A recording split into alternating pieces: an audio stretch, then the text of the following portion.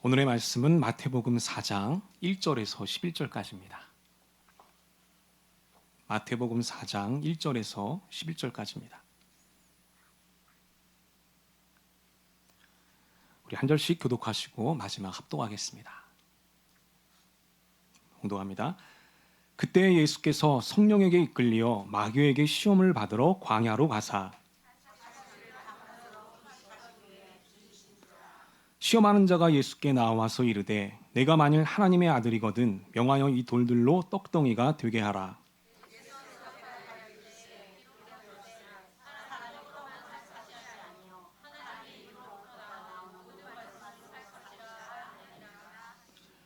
이에 마귀가 예수를 거룩한 성으로 데려다가 성전 꼭대기에 세우고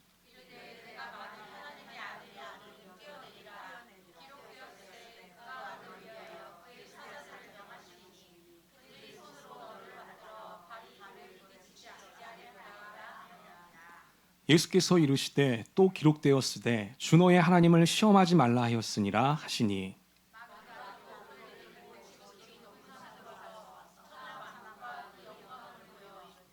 이르되 만일 내게 엎드려 경배하면 이 모든 것을 내게 주리라.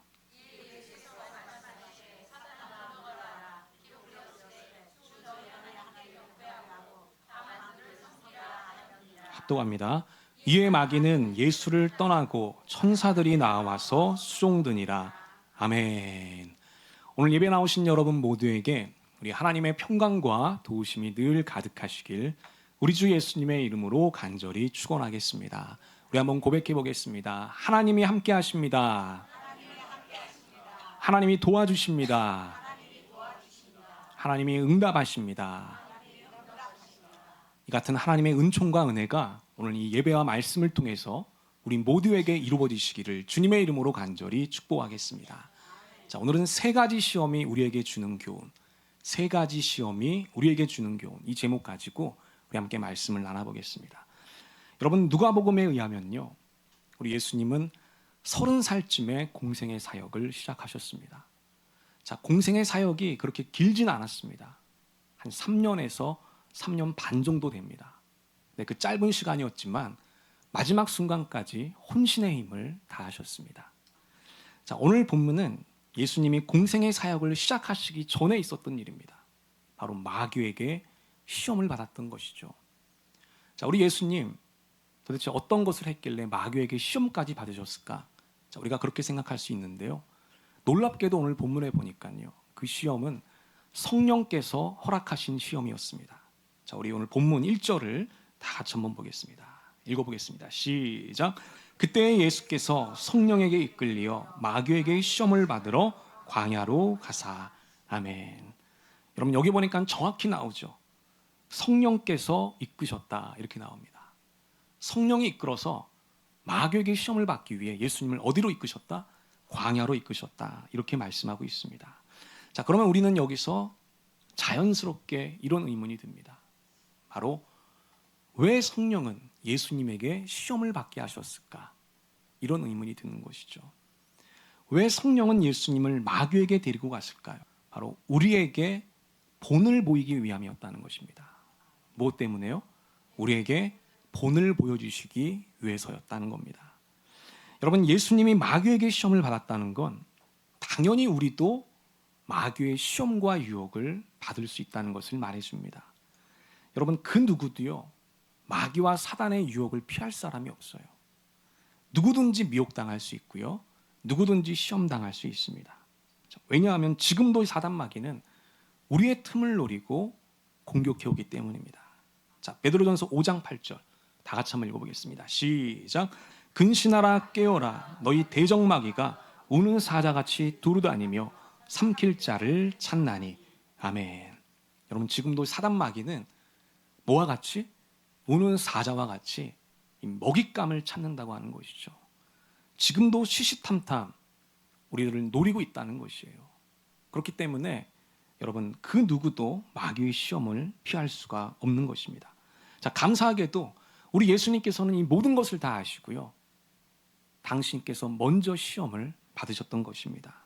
그 시험을 통해서 정말 중요한 것들을 우리들에게 가르쳐 주셨고요, 또 어떻게 하면 시험을 이길 수 있는지도 몸소 보여주셨던 것입니다.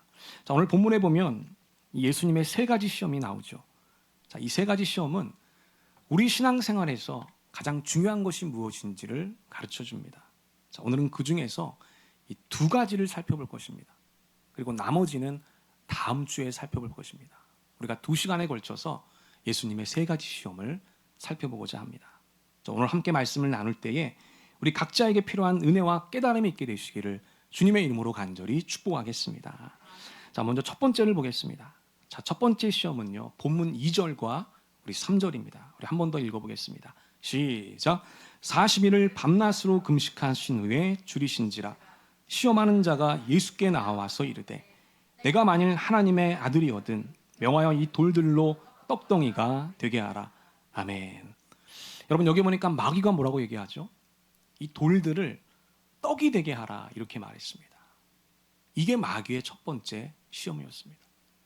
여러분, 마귀는 지금 40일 동안, 예수님은 지금 40일 동안 금식을 하셨어요. 얼마나 허기지고 기운이 없었겠습니까? 아마 지금 예수님에게 가장 필요한 것이 있다면 그것은 단연코 음식이었을 것입니다. 예수님의 몸을 회복할 수 있는 양식이 가장 간절하게 필요했던 순간이었다는 거죠. 여러분, 재밌는 것은 그렇게 간절한 순간에, 그렇게 절실한 순간에 누가 찾아왔다? 마귀가 찾아왔다는 것입니다. 여러분, 이처럼 마귀는요, 우리가 간절한 순간에 찾아와요. 우리가 절박한 순간에 찾아옵니다. 물론 평범한 순간에도 찾아오겠죠. 근데 어떤 타이밍을 노리냐면 우리의 심령이 가장 간절해질 때, 무엇인가로 가장 절실해질 때, 그때 마귀가 찾아온다는 거예요. 왜 그럴까요? 바로 그 순간이 우리가 가장 넘어지기 쉬운 순간이기 때문입니다. 여러분, 평범한 상황에서는요, 우리의 분별력이요, 정상적으로 작동합니다. 여러분, 절박한 순간이 되잖아요. 그 정상적인 분별력도요, 흐려지게 돼요. 무뎌지게 됩니다. 여러분, 그것을 가장 잘 보여주는 우리나라의 통계 하나가 있습니다. 제가 우리나라 통계를 봤는데요, 이 매년 사행성 산업이 꾸준히 증가하고 있다는 거예요. 수많은 사람들이 바로 여기에 몰입하고 있다는 겁니다. 자, 카지노와 경마, 경륜, 경전, 이런 사행성 도박 게임들에 사람들이 열중하고 있다는 거예요. 여러분들에게 질문 하나 드려보겠습니다. 여러분, 도박을 통해서 돈을 벌 수 있을까요? 도박을 통해서는 돈을 벌지 못한다. 절대 불변의 상식이거든요. 자, 그런데도 왜 많은 사람들이 저기에 열중하고 있을까요? 상황이 긴박하기 때문입니다. 재정적인 상황이요, 절박하니까요, 저게 안 된다는 것도 알음에도 불구하고 일확천금의 유혹을 뿌리칠 수가 없는 것입니다. 여러분, 우리도 마찬가지죠. 우리도 가장 약할 때, 가장 절실해질 때, 가장 간절할 때, 그때 마귀가요, 사기꾼의 모습으로 찾아온다는 거예요. 그래서 그 약한 모습을 비집고 들어와서요, 우리로 하여금 죄를 짓게 하고 넘어뜨리고 쓰러지게 한다는 것입니다. 여러분, 그렇기 때문에 우리가 약해질수록, 우리가 절박해질수록, 우리가 무엇인가에 간절해질수록 우리는 하나님을 찾고 바라봐야 하는 줄로 믿습니다. 우리 한번 따라해 보겠습니다. 약해질수록 하나님을 바라봅시다. 절박할수록 하나님을 의지합시다. 우리 모두가 그렇게 되기를 주님의 이름으로 간절히 축원하겠습니다. 역시 우리 예수님도요, 그 절박했던 순간에 끝까지 하나님을 신뢰하는 모습을 보여줍니다. 자, 우리 본문 4절 다 같이 한번 읽어보겠습니다. 시작.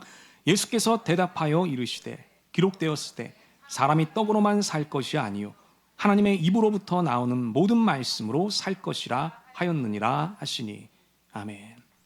여러분, 마귀는 이 허기진 예수님에게 돌을 떡으로 만들어 먹어라 이렇게 말씀했습니다. 여러분, 이게 언뜻 보면 참 괜찮은 생각처럼 보이죠. 자, 우리 예수님 지금 돈도 없고요, 기력도 없습니다. 자, 설령 마을에 음식이 있다 하더라도요, 지금 마을까지 갈 여력이 없어요. 체력이 없어요. 그래서 지금 당장 양식을 먹을 수 있는 가장 좋은 방법은요, 마귀의 제안이 가장 설득력 있게 보입니다. 여러분, 예수님이 지금 어디에 있죠? 광야에 있잖아요. 광야 지천에 널린 게 뭡니까? 돌입니다. 자, 예수님에겐 능력이 있죠. 그럼 그 돌을 떡으로 만들어 먹는 것, 그게 가장 좋은 방법처럼 보이죠.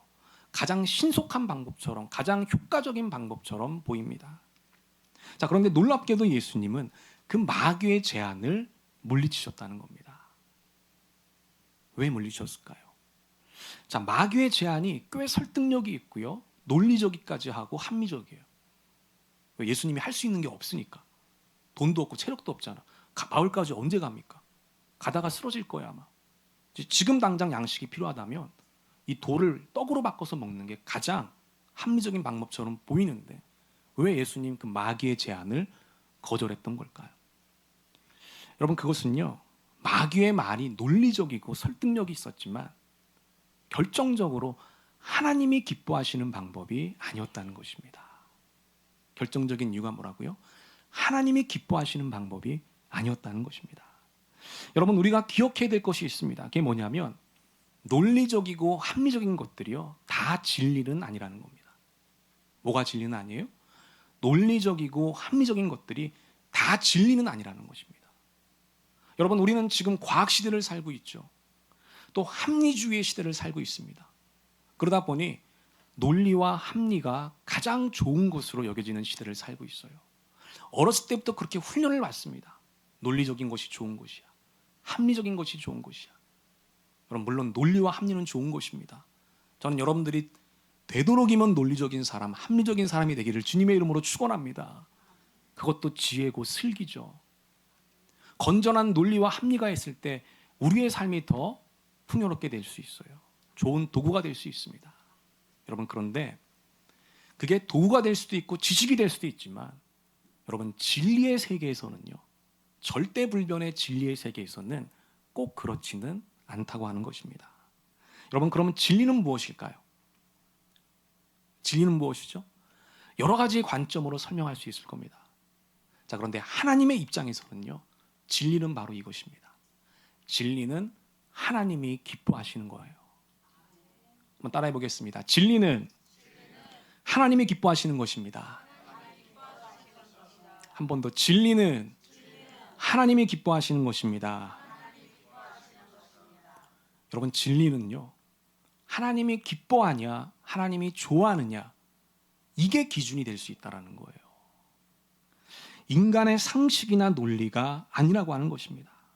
여러분, 인간의 논리로 보면요, 하나님 아버지께서 그 독생자 예수님을 내어주신 게 이게 도저히 이해가 안 돼요. 어떻게 하나밖에 없는 아들을 내어줍니까? 어떻게 아버지가 아들을 버릴 수가 있습니까? 그것도 십자가에 버릴 수가 있습니까? 인간의 상식의 관점으로는 도저히 이해가 되지 않는 거예요. 비상식적이고 비논리적입니다. 근데 여러분, 중요한 게 뭐예요? 논리가 상식이 중요한 게 아니라 하나님이 그것을 원하셨다는 거예요. 하나님이 그것을 기뻐하셨다는 겁니다. 그렇기 때문에 그게 진리의 길이 될 수 있다는 거예요. 여러분, 이삭도 마찬가지입니다. 창세기 26장에 보면 이삭이 나오죠. 근데 그 이삭이 뭘 만나냐면 긴 흉년을 만나거든요. 흉년은 뭐가 없다는 거예요? 물이 없다는 거잖아요. 그래서 물이 많은 곳으로 이제 이사를 가야 됩니다. 여러분, 그 고대군동 그 당시에 가장 물이 많은 곳이 있었죠. 어딥니까? 애굽이었거든요. 그래서 이삭이요, 애굽으로 가기로 결정해요. 얼마나 타당한 생각이에요. 얼마나 합리적인 생각입니까? 근데 그때 하나님이 나타나셔서 애굽으로 가지 말라고 막으셨어요. 이삭이 그랄 땅에 머물게 돼요. 여러분, 다른 사람들이 봤을 때는요, 이삭을 어리석은 사람으로 생각했을 겁니다. 아니, 왜 물이 많은 애굽을 놔두고 왜 저기서 저러고 있나? 한심한 사람처럼 취급했을 겁니다. 근데 여러분, 이삭은 뭘 선택했던 거죠? 사람의 상식과 논리가 아니라 하나님이 기뻐하시는 것을 선택했다는 거예요. 하나님이 좋아하시는 것을 선택했다는 것입니다. 여러분, 그럼 그게 진리의 길을 가고 있는 거예요. 여러분, 이게 바로 진리의 관점인 것입니다. 여러분, 예수님도 마찬가지셨어요. 자, 예수님을 40일 동안 금식하게 하신 분이 누구시죠? 성령님이세요. 아까 우리가 1절 살펴봤잖아요. 예수님을 광야로 이끄신 분이 누굽니까? 성령님이셨습니다. 그러니까 성령님이 예수님의 배를 굶기신 거예요. 자, 그러면 그 굶기신 배를 채우시는 분도 누구라는 거예요? 하나님이라는 겁니다. 성령님이라는 것입니다. 예수님은 이렇게 고백했던 거예요.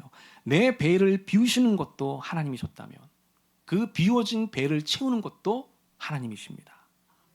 하나님께서 시작하셨으니 하나님께서 선하게 마무리해 주실 것입니다. 예수님에게 이런 확신이 있었던 것입니다. 그래서 결론은 이거예요. 예수님은 돌을 떡으로 만들 수 있는 능력이 있었지만, 그래서 마귀의 방법도 꽤 설득력 있는 방법처럼 보였지만, 그것보다 하나님이 더 기뻐하시는 방법을 선택했다는 것입니다. 어떤 방법이요, 그게? 하나님을 끝까지 신뢰하기로 결정했다는 것이죠. 하나님이 채워주실 것입니다. 내 힘으로, 내 능력으로 채우는 것이 아니라, 마귀가 그렇게 설득력 있는 방법을 제안해서 채우는 것이 아니라 하나님이 끝까지 책임져 주실 것을 믿습니다. 하나님을 기다리고 신뢰합니다. 그렇게 결정했던 것이에요. 그래서 여러분, 예수님이 사람이 떡으로만 사는 것이 아니다, 우리를 완전한 길로 인도해 주시는 하나님의 말씀으로 살아가는 것이다라고 고백했던 것입니다. 저는 우리 모두가요, 하나님을 끝까지 신뢰하면서 살아가게 되기를 주님의 이름으로 간절히 축원하겠습니다. 여러분, 인간의 논리와 합리도 중요합니다. 그러나 우리가 본질적으로 붙잡고 살아가야 될 것은 하나님에 대한 신뢰라고 하는 것입니다. 혹시 여러분들 중에 절박한 상황에 놓인 분들이 계십니까? 혹시 여러분들 중에 우리 예수님처럼 무엇인가 간절한 처지에 놓여 있는 분들이 계십니까?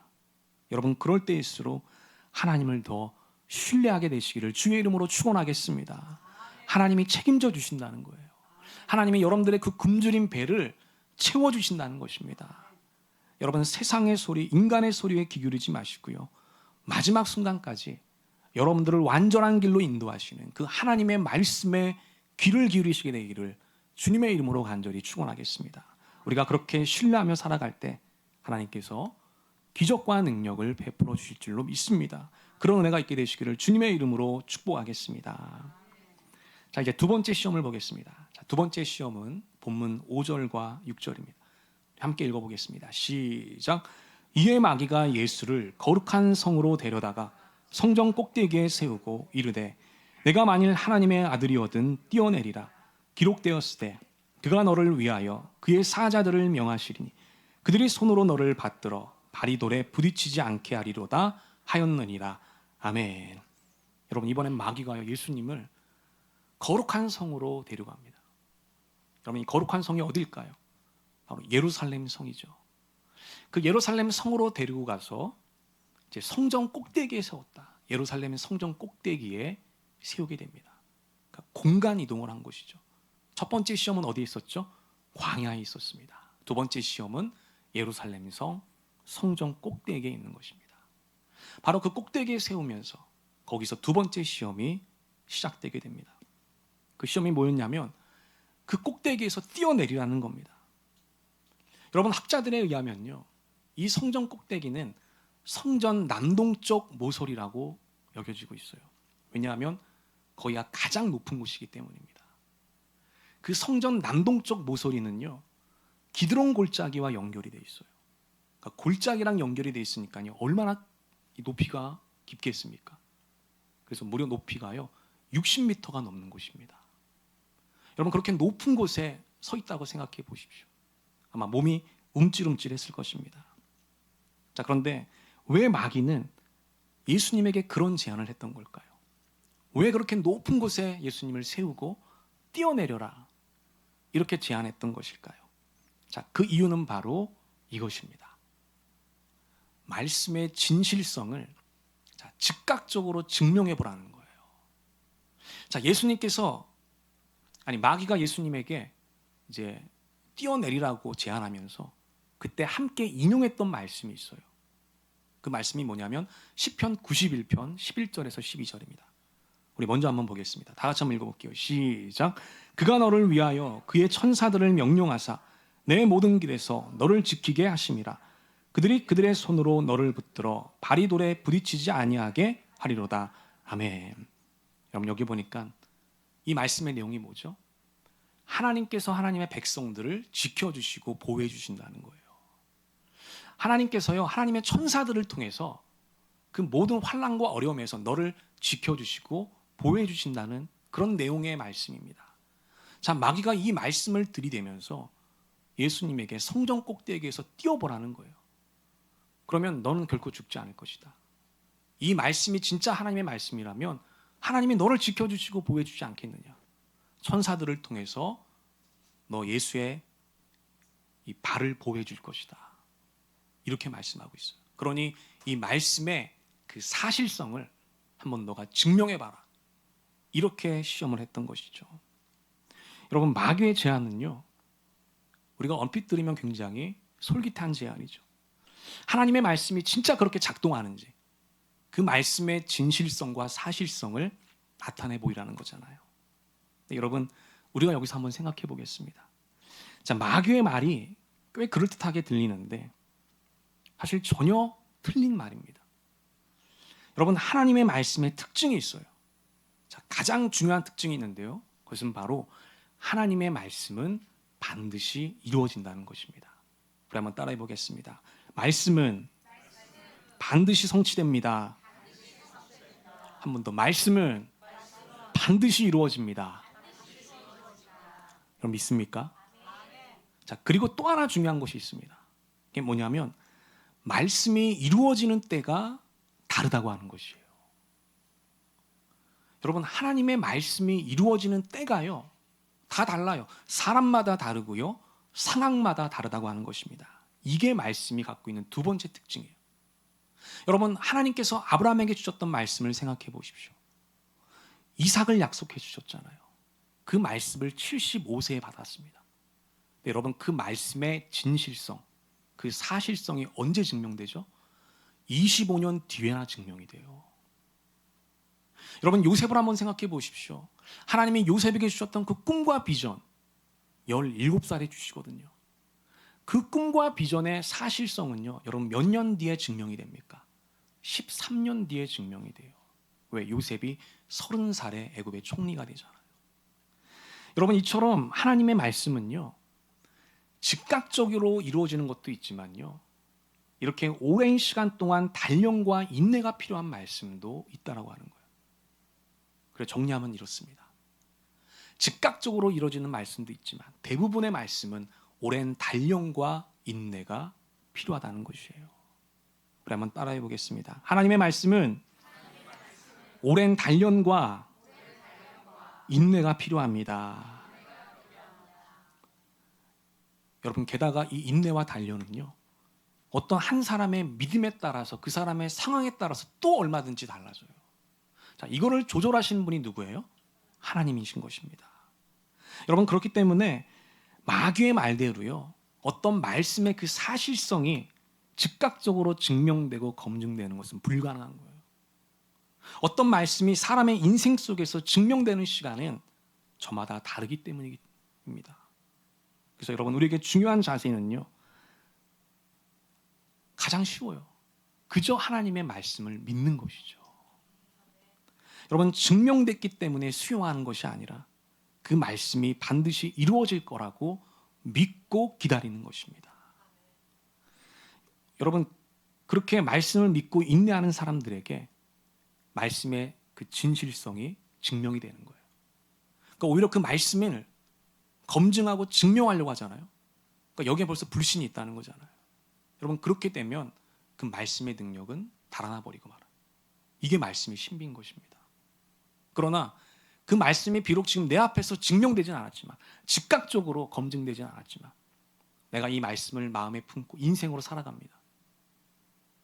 여러분, 그렇게 살다 보면 이 말씀이 실제로 이루어지게 되는 거예요. 검증이 되고 증명이 되는 것입니다. 이게 말씀의 신비인 것이죠.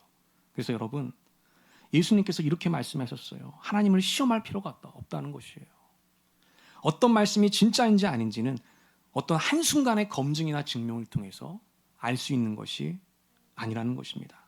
우리 본문 7절 한번 보겠습니다. 다 같이 읽어보겠습니다. 시작.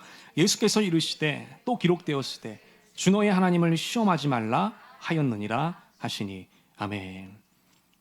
여러분, 하나님은 오늘 우리들에게도 말씀을 주시고 약속을 주십니다.